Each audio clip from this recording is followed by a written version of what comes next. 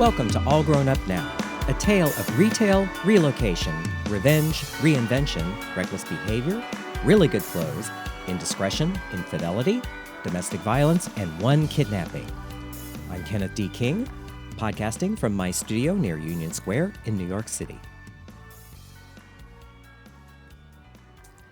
This podcast is another in a series of installments from a novel I wrote called All Grown Up Now, A Friendship in 3 Acts, available on Amazon.com. It's the story of a small-town boy who dreams of being a grown-up and his journey to get there. Each week, you'll hear another installment of this story. I am pleased to announce that BearWorldMagazine.com will be one of the sponsors of all of the episodes going forward.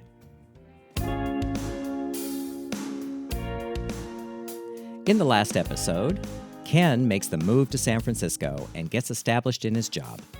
He also gets involved in the social scene, meeting a Catholic bishop in the process. Episode 10, Banging the Bishop, or bringing new meaning to the phrase extra man. Place, San Francisco. Time, late 1981. As I said, the bishop lived a block away from me in a late 60s house set into the side of a hill. This place was crammed full, and not artfully so, of all sorts of stuff. There were some really good antique gilded Louis pieces, as well as some gloomy-looking heavy Spanish Inquisition case goods with lots of hobnails and hardware, tortured furniture for people who torture people.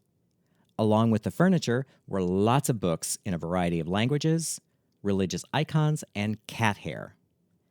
I mention the cat hair because everything in that house was covered with it, and the smell of cat pee permeated the entire place. The cats, one black and one white, named Black Kitty and White Kitty, especially liked sharpening their claws on the Louis pieces. These cats had already ripped the needlepoint upholstery on a couple of the gilded chairs to shreds and were working on the settee. Later additions to the decor would include an assortment of very pretty young Cambodian boys and even more cat hair.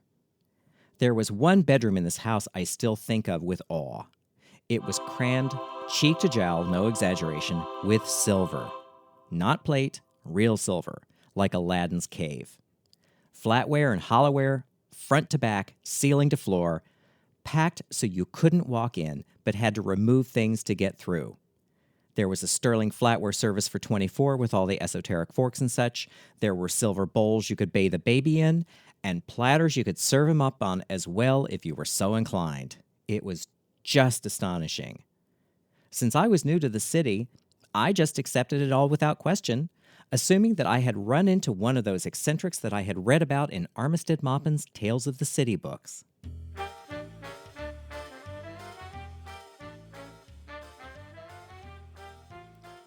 Then there was Virgo John, the bishop's driver, who lived in the in-law apartment in the basement. Nobody knew his real name, not even him. Virgo John was a shell-shocked Vietnam veteran who looked like Rudolf Nureyev. He drove the bishop around in this block-long 1966 Cadillac limousine that looked like someone had slathered it with Elmer's glue and rolled it in silver glitter. When we went out, we either rode around in this glittering barge of a car or Virgo John's fire engine red 67 Buick Riviera. Going out with Virgo John was always an experience akin to Russian roulette. Since he was shell-shocked, one never knew what to expect. He could be charming and funny, and the outing would pass without incident. Or it could go horribly wrong. One never knew. My first experience with this particular brand of crazy coincided with my first taste of sushi. We took the glitter barge to a sushi place down on Polk Street, with me all the while thinking, just try to divorce yourself from the fact that this is raw fish. Just experience it for the taste and texture it is, and for God's sake, don't look like an out-of-towner. I practiced with the chopsticks at home before the event because I was too new in town and therefore too insecure to ask for a fork. The bishop ordered. He always ordered probably because he always paid as well, and we were presently served an assortment of the finest sushi, or so I was told. I wouldn't have known, so I could have a good, well-rounded first experience. As I was gagging down the first piece, thinking, God damn, this tastes nasty, Virgo John started hyperventilating. "Bishop, this is raw fish," he muttered between breaths while staring wild-eyed at his plate. "Yes, John, it's sushi," the bishop calmly explained. "It's raw fish! Raw!" A more agitated tone. "Yes, John, that's how they prepare sushi." The bishop was still speaking calmly. "Oh my God! It's raw fish!" The scream signaled that Virgo John was having a flashback to some horrible concentration camp somewhere in Vietnam, no doubt triggered by the raw fish. As he was screaming at the top of his lungs while staring in horror at the food, I could relate, it scared me to look at it too, I should have felt sorry for him. However, my only thought was, great, a diversion. At which point, I scooped up all the sushi off my plate and tossed it under the table. I also wanted to scream about what I had just eaten, but I thought this a more sensible response. That action was lost in the pandemonium that ensued as Virgo John was grabbed by 2 of the Japanese waiters and 3 of the other patrons, dragged screaming from the restaurant, and flung onto the sidewalk, while the bishop sheepishly paid the check. Mark enjoyed hearing tales of my exploits in the city, and he especially liked hearing that I was dating a Catholic bishop, his being Jewish and all. You should have seen his expression, though, when I told him about a member of a motorcycle gang I was also seeing at the same time. Now there's a story. Perhaps I shouldn't digress, but I will, as Ilya makes a brief appearance later in the story. His name was Ilya, and he was Russian. I met him at the bathhouse. Ilya was my height, with dark curly hair and green eyes. He was built like a solid rectangle of brick wall and had a large tattoo of an eagle on his chest. We had a short, but, well, intense affair, which was hampered somewhat by the motorcycle. That's because I'm a fraidy cat when it comes to riding 2-wheeled vehicles. Ilya's particular eccentricity, apart from the motorcycle gang thing, was that he did stained glass, and he was really, really good at that, too. But back to the story. Being the bishop's cute young thing for a season was educational and fun, but it did have its drawbacks, which I'll get to later. I got to go to all the shows, learned about new cuisine, saw all the sights, and listened to the bishop hold forth on many different subjects of which he seemed to know quite a bit. He also regaled me with stories of his various careers. There were some things, though, that didn't quite jibe, like his claim to have studied draping with Paul Poiret. The bishop claimed to be 60, and this was 1981, so that meant he would have been born in 1921. Poiret, for those of you who haven't studied fashion history, was prominent in the 1914 to 1919 period, but lasted into the early 30s. The bishop must have been very young when he studied with Poiret. Looking back, this was my inkling that the bishop might be a vampire, hence much older than he presented himself to be. There were other tales as well. He was an air traffic controller at one time. Another time he owned and ran a nightclub in San Francisco. He had traveled all over the world for various enterprises. It went on and on. Comparing notes with my friend Susan later, the stories she heard were completely different from the ones that he told me.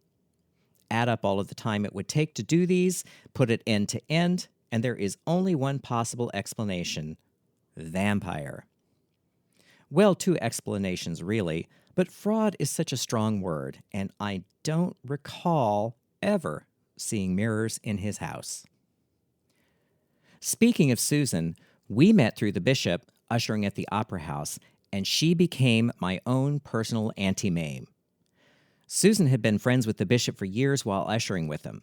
Early on, he decreed to me that to be a fully rounded person, I was to see a lot more ballet and opera. Since I had no money for this, but did look good in dinner jacket, he got me on as a guest usher in the dress circle at the Opera House. The first opera I attended was a grim, brooding, dark Russian drama called Lady Macbeth of Minsk by Shostakovich. No costumes, no hit tunes. Even though I had absolutely no idea what was going on, as this was the days before supertitles, I was hooked. I guest ushered a couple more times before I got my permanent pass.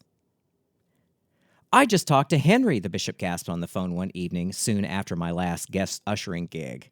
I have your permanent usher pass for you. Okay, I said, completely underwhelmed. You don't understand, he exclaimed. People wait years for a permanent pass. Henry must really like you. You must have made a good impression. Let me introduce you to Henry Watson. Henry Watson was the head usher of the dress circle, and he looked like a black Alfred Hitchcock. He had the bald head, the protruding lip, and the protruding stomach. He was tall, about 6'4", and looked like a real badass, which is useful for a head usher. But I found out over the years that Henry was a real softy. I used to give him headaches over the dress code. It said dark suit, white shirt, and tie.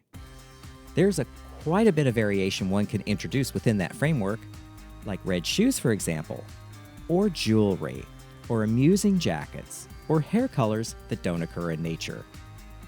Henry finally gave up after the patrons told him how much they enjoyed the spectator sport that was, what will he come up with this week? In short, he liked me. So, once a week, I would dress up and go off to the opera house to see the opera or ballet or whatever was playing.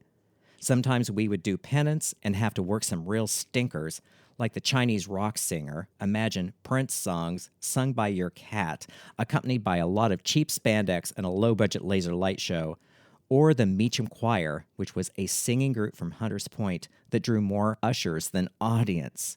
Their idea of good singing was loud singing, and their production values were in the negative numbers. Whatever was showing, Susan, the bishop, and I would hang out and talk before the performance and during the intermissions, sometimes with Susan's husband, George, who always thought the bishop was a phony, but was too much of a gentleman to mention it. Let me introduce you to Susan and George. Susan and George were an interesting and I always felt glamorous couple. Susan was born in London to an upper-crust family. She survived the Blitz and was sent to Catholic school for girls, even though she was Jewish, in the countryside until she was expelled for bad behavior. It seems that she wouldn't wear her gas mask, though she was constantly being nagged to wear it during air raids. So, during one air raid, she did wear it, just the mask, nothing else, and was promptly expelled. This was the beginning of a trend. Susan did as she pleased and didn't give a whit about what other people thought of it. Susan left high school to make her way as a columnist on Fleet Street, where she reported on the doings of all the bright young things in London. To supplement her income, she was an artist model.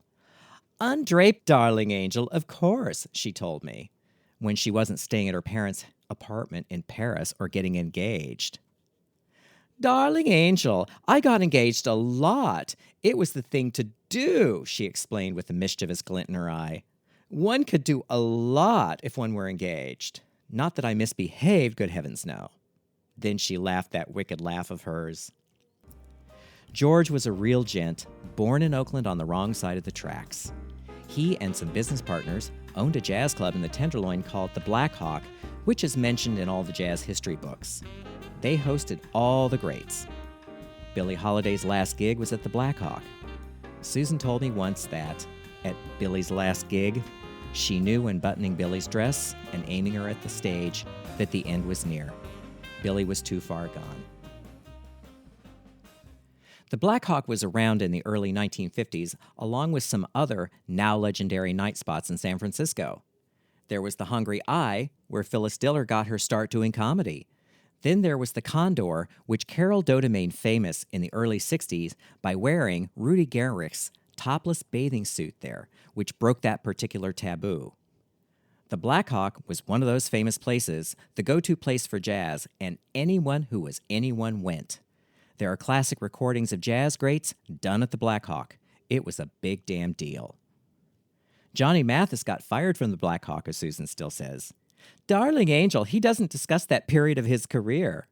Since it was housed in one of her previous business addresses, famed Madam Sally Stanford was at the Black Hawk on opening night, which, by the way, featured Tempest Storm taking a milk bath while Johnny Mathis sang "Oh, Promise Me." You can't make that up. It's no wonder he doesn't discuss that period. The venerable Miss Stanford, who ran a string of houses and later went respectable and became mayor of Sausalito, was also a guest. She told George that all the people who claimed to be in that room when it was her establishment never were. Not classy enough. They were just bragging, and she would know. George and his brothers were also the original founders and partners, along with Saul Zaentz of Fantasy Records. Saul Zaentz went on to produce films and sold Fantasy Records to David Geffen, as I remember. Susan and George have a painting over their sofa that George proudly tells people about. It was used on the cover of one of the first albums they produced for Fantasy Records. It was this association, along with the Black Hawk, that made Susan and George members in good standing with the jazz community. Along with the jazz musicians, Susan met Herb Caen, who frequented the Black Hawk during its and his glory days. Herb Caen was the inventor of three-dot journalism, as he used to say. He was San Francisco's version of Walter Winchell. Herb and Susan had an ongoing acquaintance from the Black Hawk days, and Susan was in Herb's column many, many times over the years. Darling angel, one isn't truly a San Franciscan until one has been in Herb Caen's column, she once declared to me right after my one mention in Herb Caen's column.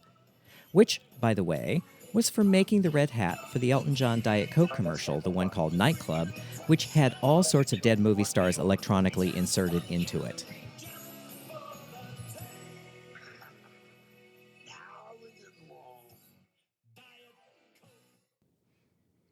As Susan told it, she and George met through what she called the Jewish Princess Network. She was visiting San Francisco in the early 50s and wanted to stay. Through connections on the network, she met and married George within 2 weeks and got her green card. Darling angel, I married George for my green card, but it worked out quite well, she confided to me at lunch one day. He's really funny and kind, and we've really had fun and a good life together. What more can one ask? George's version of the story is a little different but quite charming. He told me one evening over dinner that he was invited to a party for one of the jazz greats, I can't remember which one, but he knew them all back from the Black Hawk. The guy had a house in the Oakland Hills. The house was considered quite avant-garde for the time, this being in the mid-1950s. There was a very large tree growing up through the living room ceiling. Anyway, he and Susan were introduced at this party, and he was immediately smitten. She looked like an English version of Elizabeth Taylor, so beautiful and refined, George said. I thought that she was a really solid person and that if I could marry her, we would be very happy. He went on to tell about some of their early years. George, as well as running the Black Hawk, played cards in a card room on the peninsula, the part of the Bay Area south of San Francisco. He approached the management to see if he could get a game going and develop a customer for that game, I guess that's what you'd call it, and if he developed a business, then he would get a cut. The first day, Susan was recruited to be one of the card players, even though she didn't know how, so they would have enough people to play. At one point, one of the paying customers asked her a question. Panicked, Susan excused herself and locked herself in the ladies' room. She's changed a lot since then, George observed, smiling. And indeed she had. Aside from this momentary lapse, Susan has walked through life with her head up and her spirits high. Over the years, I've seen her through some serious health problems, as well as more than her share of troubles. Until the day she died, she remained the same brave, true spirit that showed up wearing only a gas mask, posed undraped for artists in London, and found her green card husband in San Francisco. One time, Susan and I talked about a spinal surgery she had some years before. The doctor told Susan she might not walk again. Darling angel, I insisted that this was not an option, she exclaimed. There are roles on the opera house stage that I've not performed yet, and this simply wouldn't do. Susan does what are called supernumerary roles. These are the roles for mute actors that advance the action but don't require lines or singing. She had done some in the past, but had others she wanted to do, and no surgery was going to stand in the way. So not only does she walk, but when a particularly demanding role comes her way, she tells her doctor that she's doing it and what action was required, and then gets him to show her ways to do it without injuring herself. Not doing a role because of her back, well, it isn't even considered. Actually, Susan's crowning achievement was Lady Capulet in Romeo and Juliet. "Darling angel, my costume looks like they got their money last week," she exclaimed. For the opera Mephistopheles, her photo was in Vogue magazine with her performance of the old woman peeling apples, or the visual metaphor in the second act, her words. So, Susan got into Vogue before I did. "Darling angel, never complain and never explain," was her motto.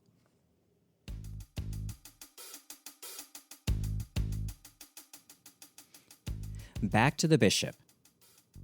When I knew him during the early 80s, the bishop was visiting Cambodia regularly.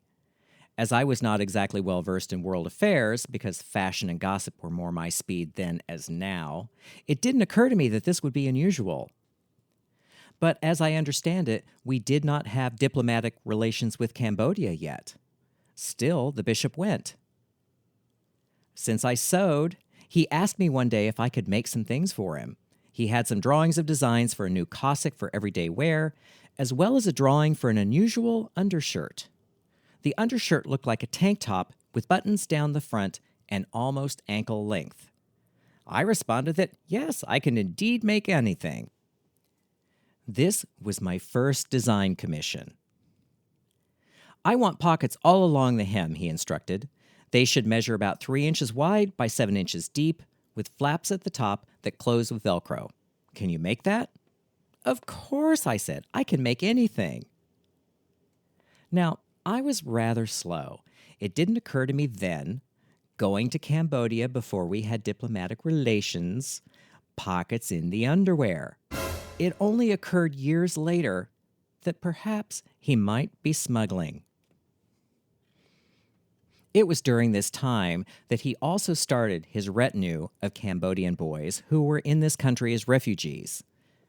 They eventually took my place as the cute young things. At 24, I looked too old.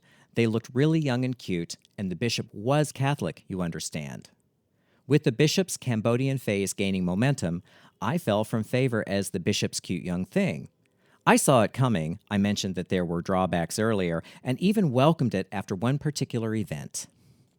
The bishop had a friend named Rule who, at the time I met him, was opera diva Montserrat Caballé's driver. He was very dashing, and I think a bit of a roue. I believe he also owned the house the bishop was living in.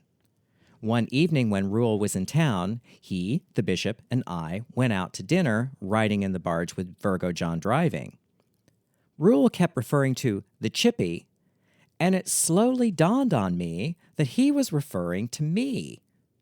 It felt really strange being referred to in the third person while still present. Rule was speaking about me as if I were some sort of airhead kept boy. It wasn't the kept boy part I resented.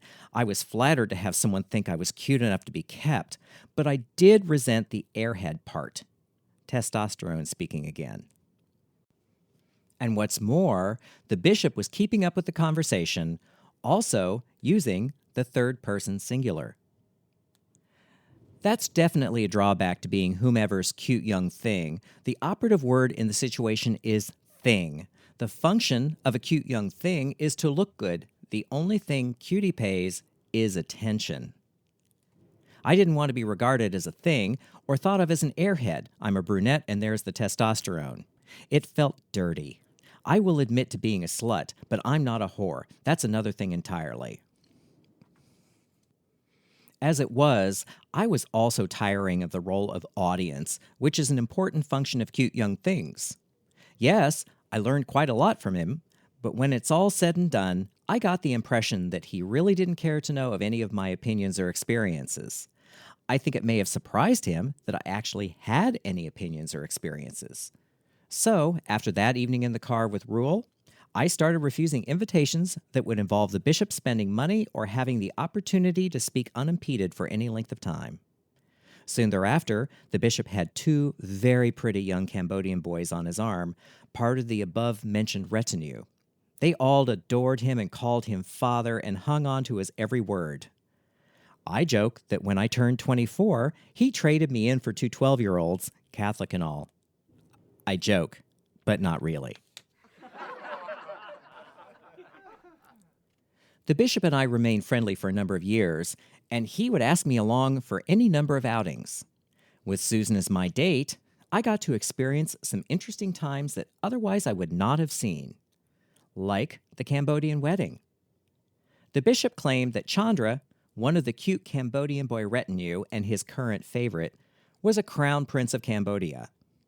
Chandra actually sold stereos at the Good Guys. Chandra was to be married to the girl he had been betrothed to at birth, and the bishop would be performing the wedding. So, Susan and I took ourselves off to a crowded apartment on Turk Street in the Tenderloin one Saturday morning for this wedding, which was to be an all-day affair. It was quite a feast for the eyes. Susan and I didn't get to see the procession because we were wedged into the back of the apartment by a crowd and couldn't get a look out the window, but the bishop led the procession up the street from the bride's dwelling to the groom's. They were followed by the couple's families, I think, and well-wishers, all of them dressed in traditional Cambodian clothing and carrying brightly colored parasols. The apartment was draped in fine textiles and decorated with any and all finery that the community could round up, and the couple was dressed in beautifully colored wedding clothes, complete with hair and makeup. As the day progressed, they did 2 more costume changes.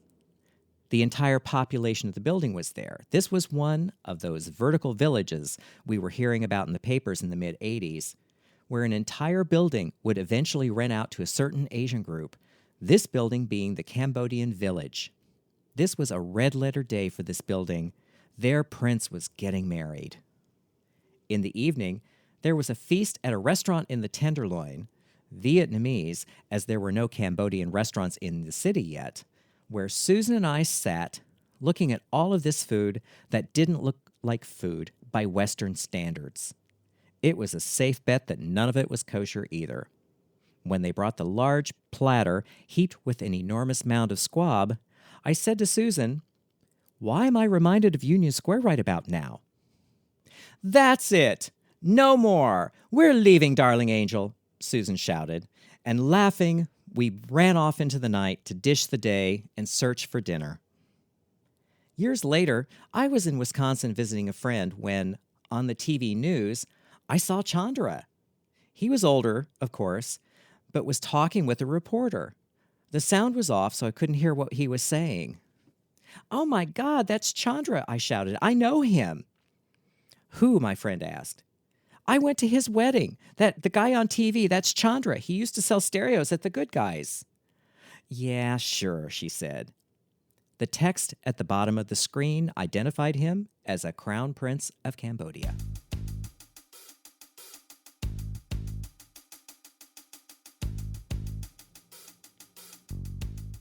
Christmas of 1981 in San Francisco was a little different than the year before.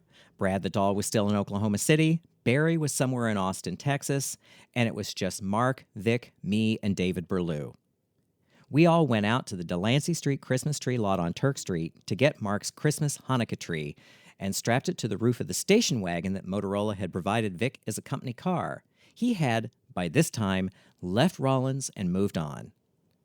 Somehow, this didn't mean that Mark and I could start using the douched-out Torino for commuting to stores, even though Vic wasn't driving it. I complained that the commute was fast wearing my car down, and I had had to hawk my jewelry to get a new set of ball joints just a month before. I was sweating my trip back to OKC for Christmas. If I didn't have on my rings, Mom's eagle eye would notice, and questions would be asked. I had committed to going back to OKC for Christmas, if for no other reason than to get Miss Ann to shut the hell up about the move. As the trip got closer, I was actually glad I'd be going. The mood around Mark's household was strange, and I couldn't get a real fix on what was going on. There had been one incident in the car on the way to work that was particularly disturbing. Mark came out of the apartment just as I was pulling up, unusual for him as he was usually still dressing when I arrived. He got into the car and was wearing sunglasses. It was foggy, so he didn't need them, but I didn't give it much thought. As we drove away, he said, "Ken, I have to get away from Victor." "Why? What happened?" "I just have to get away. If I don't, something terrible will happen." "Mark, what? What happened? If you need to, you can stay with me." "Oh, I can't talk about it right now," he said in a wobbly voice. So I let the subject drop. The next day, when I mentioned it to him, he acted like I had been imagining things. "Leaving Victor? Problems? There were no problems. What are you talking about?" I remember feeling a little crazy about it. I knew what he had said the day before, and now here he was, acting like I was imagining things. It was like the times when I was a teenager, and Mom would act like Don, her second husband, had not beaten her. Would I trust my ears or him? Crazy making, that's what it was. After the first of the year in 1982, it was apparent that Roos Brothers was not a money-making proposition. Stores were closing, and people were getting laid off. One of the first to go was Dave the trimmer, who had been around forever, so he had seniority over me. Mark made the case to the powers that be that he was old, slow, and since we had fewer stores, he just wasn't needed. I felt sad to see him go, but I kept my mouth shut as I needed the job. Mark and I did the job after Dave the trimmer left, or really, I did the job and Mark schmoozed. He was still suffering from the neuropathy and couldn't work too hard. Then, in February. Why is it always February? A year before in February, he did his disappearing act from Oklahoma City. Mark called me outside one day while we were working at the Stonestown store. "Ken, I'm leaving. They're abolishing the visual merchandising director position and wanted to make me a trimmer and fire you, but I volunteered to go. So, you'll have a job and a little raise that I talked them into giving you, but you won't be visual merchandising director." I, of course, expressed my shock and sadness about this turn of events. But I also suspected there was more to the story, especially the part about abolishing Mark's position. There was a moment when I considered quitting in solidarity, but thought better of it. Mark had a husband to help out financially. I didn't. The next day, I asked Bob, the guy I pestered for this job, out for coffee.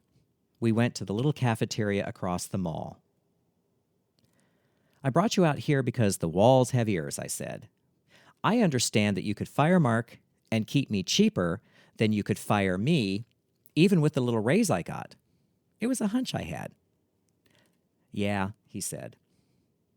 "I'll take the small raise, but I also want one more thing. Mark told me you had abolished the position of Director of Visual Merchandising. I want a letter on company letterhead sent to all the stores and a copy for myself for my portfolio saying that I've been promoted to the Director of Visual Merchandising. Now, I know I'm just a glorified trimmer, but I have to think of my resume. This has to look like a step up. This will make up the difference between the raise and what Mark was making." "Done," Bob said. "Anything else?" "Yeah. Know that I'm not going to quit out of solidarity to Mark. He has a husband, and I don't.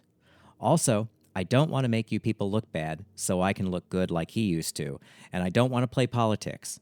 I just want to make some good windows and displays to round out my portfolio so that when this gig goes bust, I can get work elsewhere.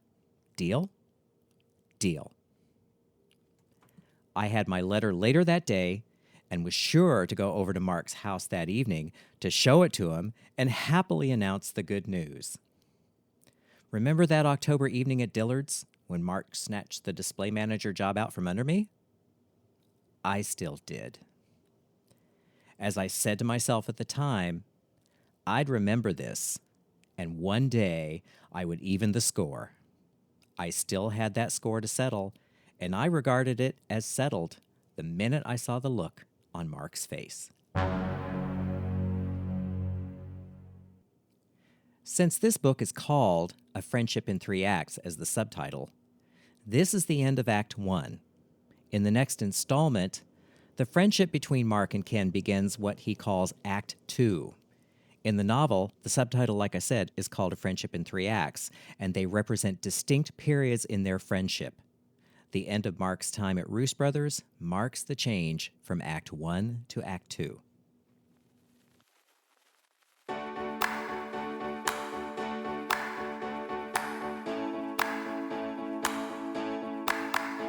Thanks for listening.